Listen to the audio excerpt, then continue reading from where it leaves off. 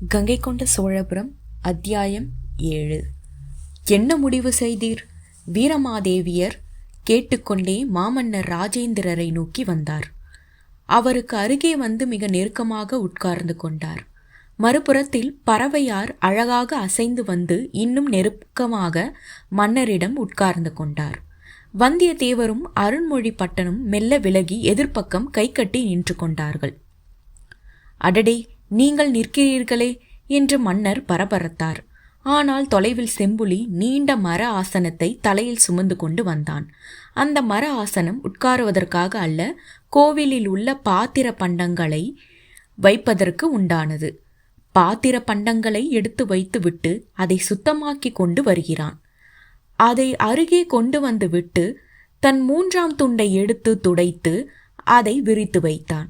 வந்தியத்தேவரை நோக்கி உட்காருங்கள் ஐயா என்று மரியாதையாக வினவினான். வந்தியத்தேவர் அமர்ந்து கொண்டார். பிறகு அருண்மொழியும் உட்கார்ந்து கொண்டான். என்னை உட்கார் என்று சொல்லவில்லை அல்லவா? செம்புலி, உன்னை கதர் அடிக்கிறேன் பார் என்று மனதுக்குள் மெல்லியதாய் அருண்மொழி கருவிக்கொண்டான். செம்புலிக்கு தஞ்சைதான் ஊர். தஞ்சாவூரில் அவனுக்கு வீடுகளும் நிலங்களும் தோப்புகளும் உண்டு. எனவே அவன் இங்கிருந்து போக பிடிக்காமல் அவன் அரண்மனை மெய்க்காவலில் இருந்து அரசரின் மெய்க்காவல் என்று இடம் மாறி விட்டான். இவன் படைத்தளபதிகளில் ஒருவன் அல்ல, ஆனால் மெய்க்காவல் படைக்கு முக்கியமானவன். கிட்டத்தட்ட உளவாளி. இவனை தஞ்சையிலிருந்து விரட்டி அடித்தால் சிறகு ஒடிந்து போல ஆவான். தஞ்சையிலிருந்து இவனை வெளியே அனுப்ப ஏற்பாடு செய்த பிறகு செம்புலி வேண்டாம், வேறு யாரையாவது வைத்து கொள்ளலாம் என்று அவனை பின்தள்ளி விட வேண்டும். தனியே கூப்பிட்டு பீத்து எரிந்து விடுவேன், ஜாக்கிரதை என்று பயமுறுத்த வேண்டும். செம்புலி போன்ற போன தலைமுறை ஆட்களை அதிகம் ஆடவிட்டால் இன்னும் வேகமாக ஆடிக்கொண்டிருப்பார்கள். அடே அருண்மொழி என்று கூப்பிடுவார்கள் என்று உள்ளுக்குள் லேசான ஒரு கோபம் பொங்கியது. இது மெய்க்காவல் படைக்கே உண்டான ஒரு திமிர். இதை அடக்கி வைக்க வேண்டும் என்ற எண்ணமும் எழுந்தது. என்ன முடிவு செய்தீர்கள் என்று மறுபடியும் வீரமாதேவி உரத்த குரலில் கேட்டாள். மன்னர் கோவிலை விட்டு வெளியே வந்து விட்டதால் கூட்டம் கோவிலுக்குள் சிவஹோம் என்று சொல்லியபடியே உள்ளே போனது. இப்பொழுது வந்தியத்தேவரின் படை வீரர்கள் பெரிய வட்டமாக தள்ளி நின்று கொண்டார்கள். அவர்களை தாண்டி யாரும் உள்ளே வர இயலாது. பின்னே இருக்கின்ற மண்டபத்தில் ராஜேந்திர சோழர் உட்கார்ந்து கொண்டிருந்தார். அங்கு வரிசையாக சிவலிங்கங்கள் ஸ்தாபிக்கப்பட்டு இருந்தன. சோழ சாம்ராஜ்யத்தில் மிக முக்கியமான பதவியில் இருப்பவர் இறந்து போனால் அவருக்கு நினைவாக இப்படி சிவலிங்கங்கள் வைப்பது பழக்கம். இது தவறான பழக்கம் என்று கிருஷ்ணன் ராமன் 2-3 முறை சொல்லியும் யாரும் கேட்கவில்லை. 2-3 வருடங்களுக்கு ஒரு சிவலிங்கமாக நின்று விடுகிறது. இப்படியே போனால் கோவிலை சுற்றி பல வரிசையில் சிவலிங்கங்கள் இருக்கும். எதற்கும் வழிபாடு இருக்காது, எதற்கும் மரியாதை இருக்காது. குழந்தைகள் ஒவ்வொரு சிவலிங்கமாக காலில் தடம் வைத்து ஓடிக்கொண்டிருப்பார்கள் என்று எச்சரித்தார். ஆனால் அந்த எச்சரிக்கை எதற்கும் பயன் தரவில்லை. மிக சிறந்த தலைநகராக விளங்கிய தஞ்சாவூர் மெல்ல மெல்ல சோபை இழந்து கொண்டு வருகிறது என்பதற்கு இதுவும் ஒரு காட்சி. அருண்மொழிப்பட்டன் அதையும் மனதில் குறித்து கொண்டான். ஊர் விட்டு போகும்பொழுது இந்த இடத்தில் இதற்கு மேல் சிவலிங்கங்கள் வைக்கக்கூடாது என்று எழுத்து மூலமாக உத்தரவு வாங்கி அதை கல்வெட்டாக அடித்துவிட வேண்டும் என்று எண்ணம் ஏற்பட்டது. மாமன்னர் ஒரு யோசனை சொன்னார். அது எனக்கு ஓப்பாக படவில்லை. நண்பர் அருண்மொழி பட்டனும் அவ்விதமாகவே எண்ணுகிறார். அதை பற்றி இனிமேல்தான் மன்னரிடம் தெரிவிக்க வேண்டும். என்ன யோசனை சொன்னீர்கள்? வீரமாதேவி வாஞ்சையோடு விழித்தார். வீரமாதேவி நல்ல உயரம், கிட்டத்தட்ட ராஜேந்திர சோழருக்கு இணையான உயரம். அகலமான தோள்கள் கொண்ட கைகள், உறுதியான முன்கை, இறுக்கமான இடுப்பு, அகலமானது பயிற்சியால் கெட்டிப்பட்டதுமான தொடை, சிறிய மார்பகங்கள். வீரமாதேவி போர் பயிற்சி பெற்றவர். ஓடுகின்ற குதிரையிலிருந்து ஈட்டி எறிவதற்கு அவளுக்கு மிகவும் பிடிக்கும். குறி தவறாமல் எரியக்கூடியவள். மாமன்னருடன் பலமுறை அவர் போருக்கு போயிருக்கிறார். மேலை சாளுக்கியத்தை ஊடுருவி போன போது ஒட்டூர் என்ற ஊரில் இரட்டைப்பாடி நாட்டில் பாடி இறங்கியிருந்தார்கள். அப்பொழுது மாமன்னர் இருக்கின்ற இடத்திற்கு அருகே உள்ள குளத்தில் குழந்தைகளை விடியற்காலையில் அனுப்பி விஷம் கலக்க செய்திருந்தார்கள். விஷம் இருப்பது தெரியாமல் சோழ வீரர்கள் பல் தேய்க்க நீர் அள்ளி குடித்துவிட்டு உடனே மயக்கமானார்கள். குரல் கூட கொடுக்க முடியாமல் விழுந்து இறந்து போனார்கள். 1, 2, 3 என்று பல 100 பேர்கள் இறந்து போக திடீரென்று மாமன்னர் விழித்து கொண்டு ஏதோ தவறு என்று எழுந்து பதறிக்கொண்டு ஓட என்ன தவறு என்று சில நிமிடங்களுக்குள் தெரிந்துவிட்டது. அதற்குள் 300க்கும் மேற்பட்ட வீரர்கள் இறந்து போனார்கள். இதுதான் உங்கள் நாகரிகம் என்றால் இந்த விதமாகத்தான் உங்கள் போர் என்றால் எங்கள் போர் இந்த விதமானது என்று வீரமாதேவி உரக்க கத்தினாள். தரையில் அடித்தார். கிராமம் முழுவதும் சோழப்படை சூறையாடியது. வீரமாதேவியாரே ஈட்டியை கையில் எடுத்துக்கொண்டு பல பேரை குத்திக் கொன்றாள். தூ என்று முகத்தில் துப்பிய ஒரு பெண் மணியின் புடவையை உருவி பிரம்பால் விளாசினாள். கதற கதற அடித்தாள். பிறகு அருகே போய் கத்தியை கழுத்தில் வைத்து பறக்கென்று இழுத்து தலையை துண்டாக்கினாள். மாமன்னரின் கோபத்திற்கு இணையான ஒரு பெண் கோபத்தை அப்பொழுதுதான் சோழப்படை பார்த்தது. அன்றிலிருந்து மிகப்பெரிய மரியாதை வீரமாதேவிக்கு சோழப்படையில் இருந்தது. தொடர்ந்து அந்த மேலை சாளுக்கிய போர் முழுவதும் வீரமாதேவியார் தன் திறமையை காட்டினார். ஆனால் பறவையார் வேறு விதம். பறவையார் நடனப் பெண்மணி. மாமன்னரின் கோபத்திற்கு வீரமாதேவியார் கூட கலவரப்பட்டு நிற்கும்போது பறவையார் முன்னேறி போதும் கோபப்பட்டது, உடல் நலத்திற்கு கேடு என்று சொல்லி அவரை அடக்க முயற்சிப்பார். மன்னரும் அடங்கி போவார். பறவையார் ராஜேந்திர சோழர் காதல் சோழ தேசத்தில் பிரசித்தமானது. நாட்டிய நாடகமாக கூட நடைபெறுகிறது. பறவையாரின் உயரத்திற்கு வெண்கல விளக்கு செய்து அதை பறவையாரை சந்தித்த இடத்தில் ஏற்றி தூக்கி கொண்டு போய் அழகாக கோவில் கருவறையில் வைத்திருக்கிறார். எங்களுடைய காதல் தீபம் என்று மன்னர் சொல்ல பறவையாருக்கு மிகப்பெரிய மரியாதை சோழ தேசத்தில் கிடைத்தது. பறவையாரோடு ஒரே தேரில் ஏறி மாமன்னர் திருவாரூரை வலம் வந்தார். நக்கன் நடன பெண்மணி என்று இருந்த பறவையாருக்கு அந்த ஊரில் மிகப்பெரிய மதிப்பு ஏற்பட்டது. சில சமயம் அரசருடைய மற்ற மனைவியர் கூட மன்னரிடம் பறவையார் மூலமாக காரியம் சாதிப்பது உண்டு. அரண்மனை காவல், மெய்க்காவல் இவைகளும் பறவையாரை தங்களுடைய வெறுப்புகளுக்காக அணுகுவது உண்டு. பறவையார் சொன்ன சொல்லை அநேகமாக மன்னர் மீறியதே இல்லை. காதல் திருமணம் முடித்து 10 வருடங்கள் ஆனாலும் பறவையாரின் அழகு சற்றும் குறையவில்லை. தொடர்ந்து அரண்மனைக்குள்ளே நடனம் ஆடுவதாலும் குறைவாக உண்பதாலும் சிவபூஜை செய்வதாலும் அவருடைய உடம்பு கச்சிதமாக இருந்தது. உடுப்பதில் மிக அழகான நறுவிசு தெரியும். தலை அலங்காரம் தனித்தாக இருக்கும். நகைகள் அவருடைய அழகை கூட்டும். என்ன சொன்னார் மாமன்னர்? மறுபடியும் வீரமாதேவியார் கேட்டார். குந்தவையை கொன்றுவிடலாமா என்று மாமன்னர் ஓலை அனுப்பினார். வந்தியத்தேவர் விளம்பினார். அதையே நாங்கள் எங்களுக்குள் பேசிக் கொண்டிருந்தோம். என்ன பேசிக் கொண்டிருந்தீர்கள்? மன்னரை விட்டு வந்தியத்தேவரை நோக்கி வீரமாதேவியார் திரும்பி உட்கார்ந்து கொண்டாள். எந்த முடிவுக்கும் வரவில்லை. என்ன செய்வது என்று நாங்களும் யோசித்துக் கொண்டிருந்தோம்.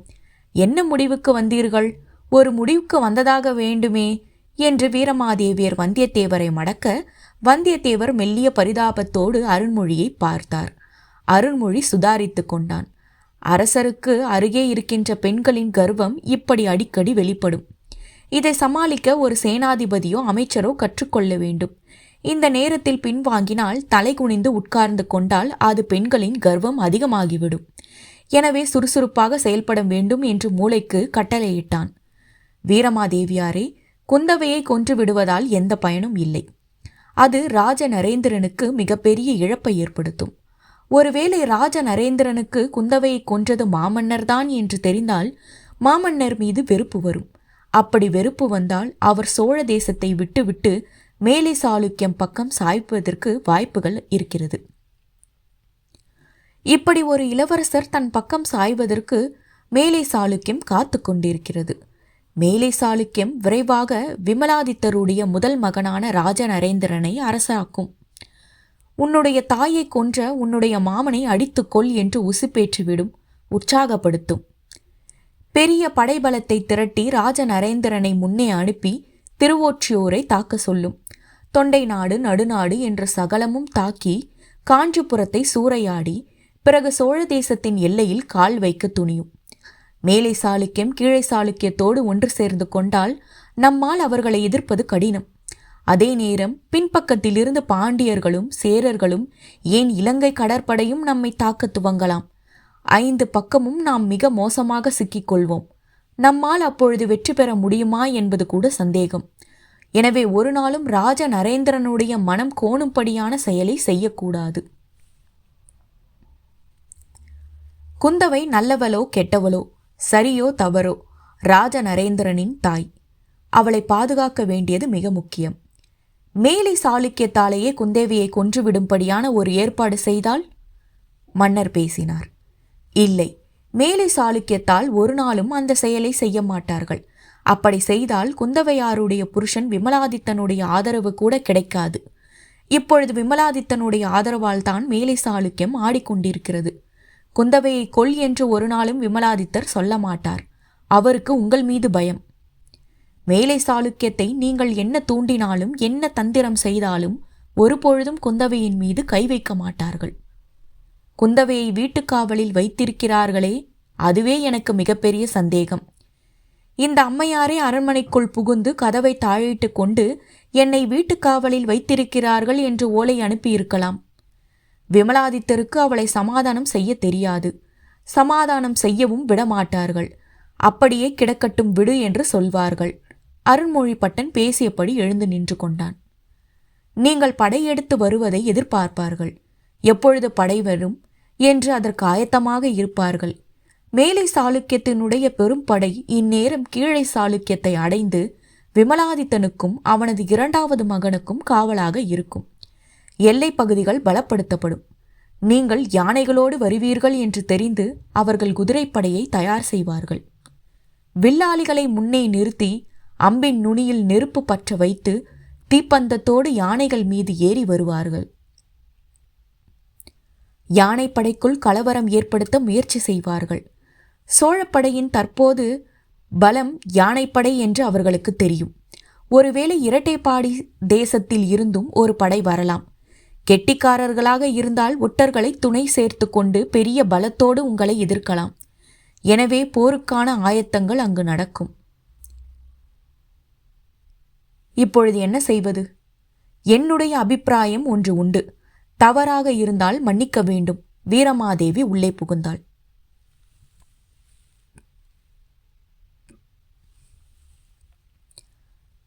நாடகம் ஆடாதே வீரமாதேவி. எல்லோரும் தங்களுடைய பேச்சை எந்தவித பீடிக்கையும் என்று சொல்லிக் கொண்டிருக்க நீ மட்டும் மிக அடக்கமானவள் போல் நடிக்க வேண்டாம். சொல், உன்னுடைய எண்ணம் என்ன? ஒரு சிறு படையை அனுப்பி வீரமாதேவி அமைதியாக இருந்தாள். எல்லோரும் அவரையே பார்த்து கொண்டிருந்தார்கள். ஒரு சிறு படையை அனுப்பி குந்தவையையும் ராச நரேந்திரனையும் சோழ தேசத்திற்கு கடத்தி கொண்டு வந்துவிட வேண்டும். பிறகு அங்கு என்ன நடக்கிறது என்று பார்க்க வேண்டும். சோழ தேசத்திற்கு குந்தவையையும் ராஜ நரேந்திரனும் வந்துவிட்டால் அங்கு 2வது மகனுக்கு இளவரசர் பட்டமோ அல்லது மன்னர் பட்டமோ கட்ட விமலாதித்தன் துணிவார் அல்லவா? அப்பொழுது விமலாதித்தனுக்கு துணையாக மேலை சாளுக்கிய படை ஈடுபடும் அல்லவா? அந்த மேலை சாளுக்கிய படைக்கு உதவியாக இருக்கின்ற கீழே சாளுக்கிய தளபதி யார், அதிகாரி யார் என்று அடையாளம் காண வேண்டும். யாருக்கெல்லாம் பதவி உயர்வும் ஊதிய உயர்வும் கிடைக்கிறது என்று அங்கு வேவு படையினர் வைத்து கவனித்துக் கொள்ள வேண்டும். ராஜ நரேந்திரனும் குந்தவையும் பத்திரமாக இங்கு வந்து சேர்ந்த பிறகு பெரும் படையோடு வேங்கியை நோக்கி நாம் நகர வேண்டும். மேலை சாளுக்கியத்தை வேங்கியிலிருந்து மட்டும் விரட்டுவது மட்டுமல்லாமல் இன்னும் நகர்ந்து போய் கலிங்கரையும் ஒட்டர் தேசத்தையும் நாம் தாக்க வேண்டும். ஒட்டருடைய துணையும் மேலை சாளுக்கியத்திற்கு தேவை. அவர்களுடைய ஆளுமையும் விமலாதித்தன் தலையில் இருக்கிறது. 1க்கு 2 சுமைகளை சுமந்து கொண்டு என்ன செய்வது என்று தெரியாமல் விமலாதித்தன் விழித்து கொண்டிருக்கிறார். அதே நேரம் சோழ தேசத்தை பற்றிய மிகப்பெரிய கலவரம் அவருடைய வயிற்றில் இருக்கிறது. 3 விதமான தாக்குதலுக்கு ஆளாக தூங்க முடியாமல் தவிர்த்து கொண்டிருக்கிறார். நம்முடைய வேலை இப்போதைக்கு அவர்கள் இருவரையும் கடத்தி கொண்டு வருவதுதான். கடத்தல் எளிதல்ல. என் தங்கை குந்தவையை நம்பி நாம் எந்த காரியத்திலும் ஈடுபட முடியாது. மன்னர் சற்று சந்தேகமாக சொன்னார். எனக்கு புரிகிறது. ஆனால் இதை விட்டால் வேறு வழி இல்லை. குந்தவையை நீங்கள் மயக்க மருந்து கொடுத்து யானை மீது கடத்தி கொண்டு வந்துவிட வேண்டியதுதான். ராஜ நரேந்திரனுக்கு உற்சாகம் கொடுத்து அழைத்து வந்துவிட வேண்டியதுதான். அதற்காக நம்முடைய வீரர்கள் சிலரையும் நாம் பலி கொடுக்க வேண்டியிருக்கும். நாம் உள்ளே நுழைந்து அவர்களை கடத்தி கொண்டு போகிறோம் என்றால் கடைசி வரை, திருவொற்றியூர் வரை அவர்கள் துரத்தி கொண்டு வருவார்கள். எனவே வர வர அவர்கள் முன்னேற முன்னேற அங்கங்கே படைகள் நிறுத்தி கடும் எதிர்ப்பை நாம் காட்ட வேண்டும்.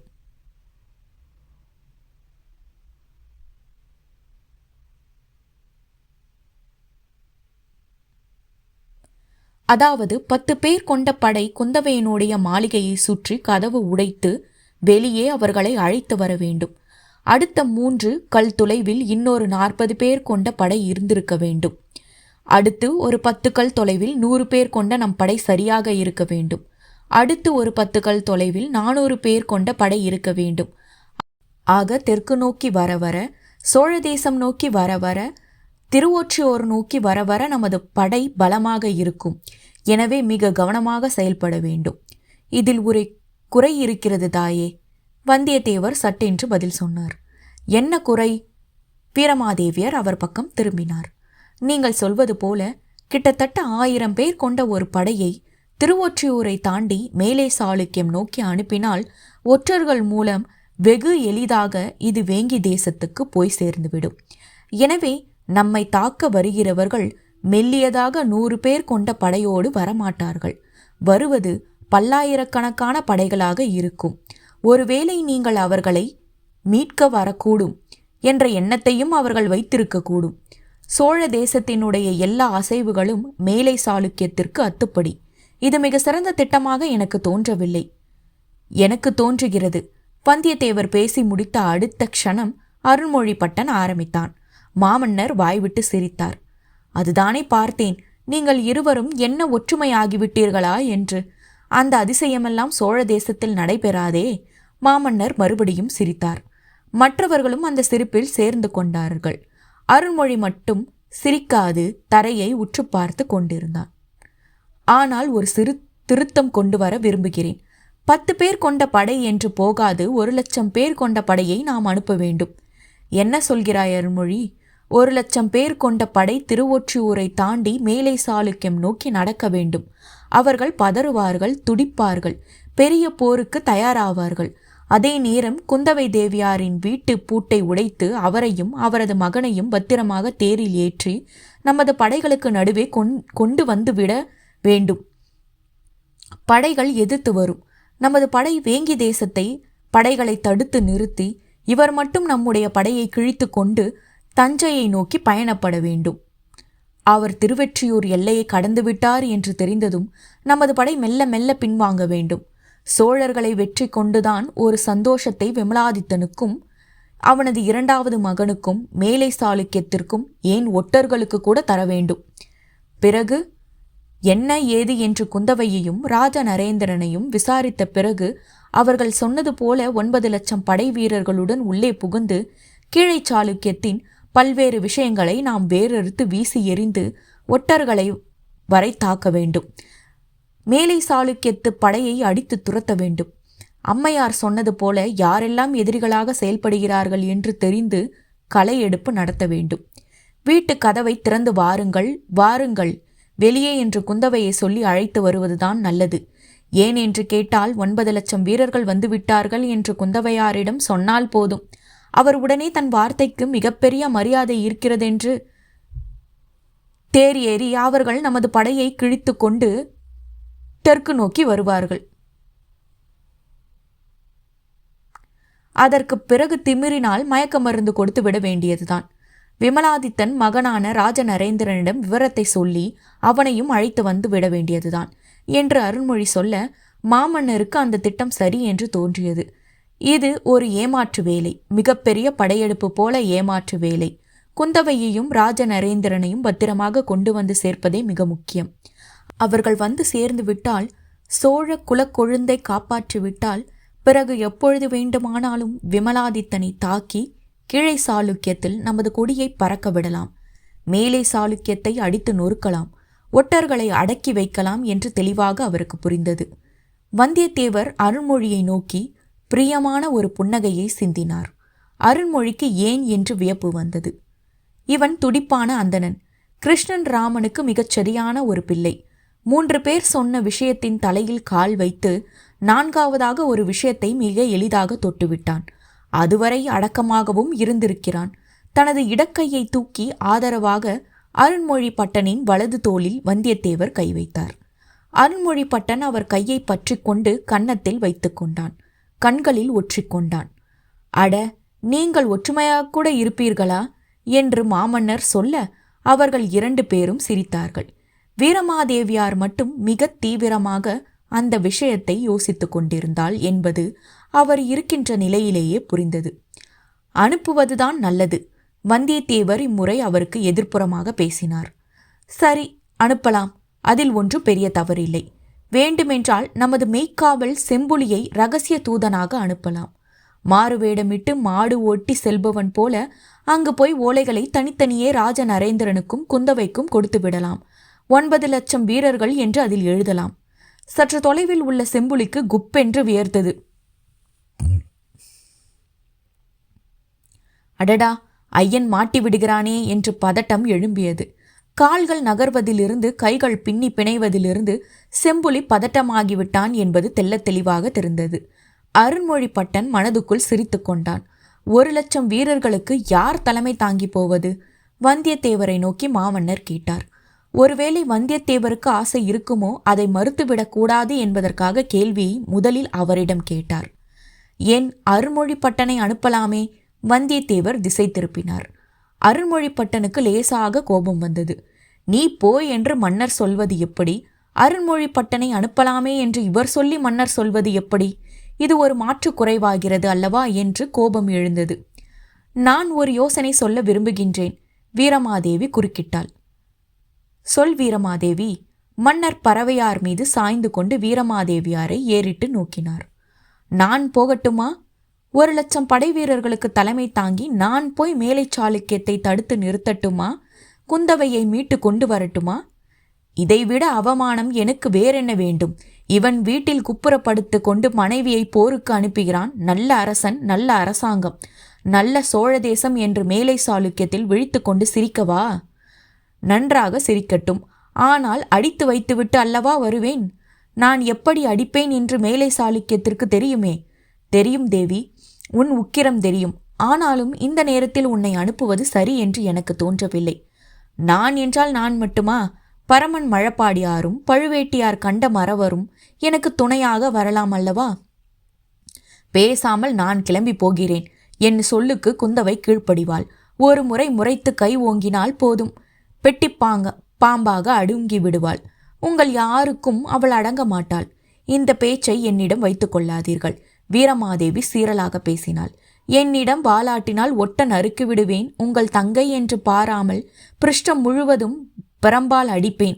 ராஜ நரேந்திரனை கை கால் கட்டி குதிரையில் குப்புற போட்டு அழைத்து வருவேன். 360 வீரர்கள் ஒட்டூரில் விஷம் குடித்து செத்தார்களே, அந்த கோபம் இன்னமும் தணியவில்லை. மறுபடியும் வெட்டி எரிய வேண்டும் என்ற ஆத்திரம் எழுகிறது. உன்னுடைய ஆத்திரத்தை காட்டுவதற்கான நேரமா இது? வீரமாதேவி, தலைமை தாங்க முடியாது. இதில் மாற்று கருத்துக்கு இடம் கிடையாது. எனவே தேவையில்லாமல் பேச வேண்டாம். மன்னர் கடுமையான குரலில் அந்த விஷயத்திற்கு முற்றுப்புள்ளி வைத்தார். அப்படியானால் யார் போவது?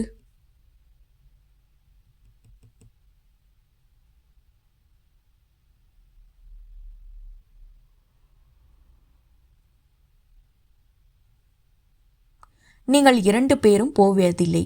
உங்களுக்கு இங்கே வேலை இருக்கிறது. என்ன வேலை? 9 லட்சம் வீரர்களை திரட்ட வேண்டிய வேலை. பாண்டிய தேசத்து வீரர்களை, சேர தேசத்து வில்லாளிகளை, நடுநாடு தொண்டை நாட்டிலிருந்து படைகளை, கங்க தேசம், ராஷ்டிரகூடம் என்ற எல்லா படைகளையும் நாம் ஒன்று திரட்ட வேண்டும். ஒட்டரை அடக்க வேண்டுமென்றால், நாம் அவ்வளவு தூரம் பயணப்பட வேண்டுமென்றால், நம்முடைய படைகள் சோர்வடையாமல் இருக்க வேண்டுமென்றால், ஒவ்வொரு லட்சமாக மாறி மாறி இளைப்பாற வைத்து, அடுத்த லட்சத்தை தொடர்ந்து பயணம் செய்ய வைத்து, மறுபடியும் அவர்களை இளைப்பாற வைத்து, 3வது லட்சத்தை முன்னே அனுப்பி மாறி மாறி படைகளை நடத்தி சென்று மேலை சாளுக்கியத்து வீரர்களை தாக்க வேண்டும். அப்படியானால் தலைமைக்கு யாரை அனுப்புவது? வீரமாதேவி உரத்த குரலில் கேட்டாள். அவளுக்கு தனக்கு வாய்ப்பில்லை என்பது வருத்தமாக இருந்தது. அரையன் ராஜராஜன் சோழ தேசத்தின் மிக முதன்மையான சேனாதிபதி. அருள்மொழிபட்டனுக்கு மூத்தவர். பரமன் மழப்பாடிக்கு இளைவர். பரமன் மழப்பாடி போன்ற வயதானவர்களை இவ்வளவு தொலைவு அனுப்புவதில் லாபமில்லை.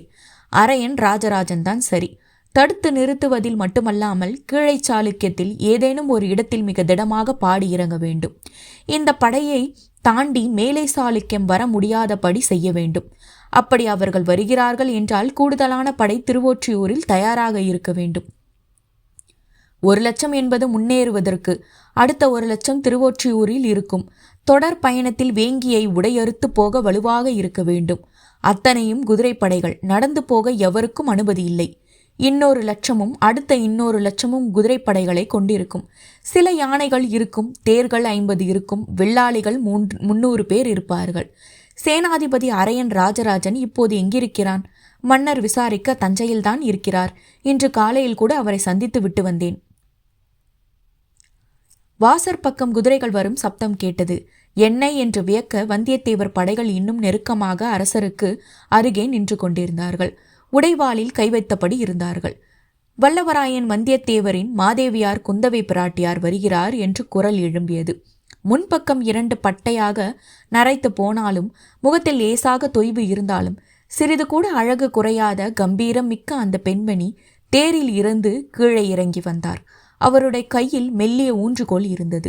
அந்த ஊன்றுகோல் நடப்பதற்கு துணை என்பதை விட அவருக்கு கம்பீரம் கொடுத்தது என்பதே உண்மை. குந்தவையை கைது செய்திருக்கிறார்களாமே, விமலாதித்தன் சிறை வைத்திருக்கிறானாமே என்று பதட்டத்தோடு குந்தவை பிராட்டியார் சொல்ல, உங்களுக்கு எப்படி தெரியும்? கைகூப்பி மாமன்னர் வரவேற்றார். ஓலை வந்தது. குந்தவை அதில் கதறி இருக்கிறாள். எப்படியேனும் என் உயிரை காப்பாற்றுங்கள், என் மகனை காப்பாற்றுங்கள் என்று கதறி இருக்கிறாள். போதும் இந்த நாடகம். மாமன்னர் ராஜேந்திர சோழருக்கு கோபம் தலைக்கேறியது. தரையில் கால் உதைத்தார். முஷ்டியை மடக்கினார். பல் கடித்தார். முகம் சிவந்தது. பறவை நாச்சியார் மெல்ல புஜம் பற்றி வேண்டாம் என்று தலையசிக்க சட்டென்று மாறிப்போனார். அத்தை, நாளை காலைக்குள் என் உளவுப்படை உண்மை என்ன என்று தெரிந்துவிடும். இவள் நாடகம் ஆடுகிறாள். இவளை இன்னும் நம்பிக்கொண்டாயிருக்கிறீர்கள் என்று அருகே போய் அத்தையின் கைகளை கோர்த்து கொண்டார். அத்தையும் மருமகனும் முன்னே நடந்து போக மற்றவர்கள் பின்தொடர்ந்தார்கள். செம்புலி எதற்கும் கீழை சாளுக்கியம் போக தயாராக இரு அருள்மொழிபட்டன் உத்தரவிட்டான். ஆகட்டும் ஐயா, நீங்கள் போகும்பொழுது நான் வராமல் இருந்து விடுவேனா? நீங்கள் முன்னே போக நாங்கள் பின்னே வரத்தானே வேண்டும் என்று மறுபதில் சொன்னான். நான் முதலில் போவதில்லை என்று அவனுக்கு தெள்ளத் தெளிவாக தெரிந்துவிட்டது. தஞ்சையில் உள்ள ஒவ்வொரு ஆளும் சூட்சமம் மிக்கவர்கள், சூது நிறைந்தவர்கள், எதிராளி எப்படி அசைகிறான் என்று மிக உன்னிப்பாக கவனிப்பவர்கள். தஞ்சை மண்ணில் பிறந்தவர்களை ஏமாற்றுவது எளிதாக விஷயமல்ல என்று அருள்மொழிபட்டனுக்கு தெரிந்தது. சிரித்தான். அடுத்த அத்தியாயத்தை அடுத்த பதிவில் பார்க்கலாம். நன்றி.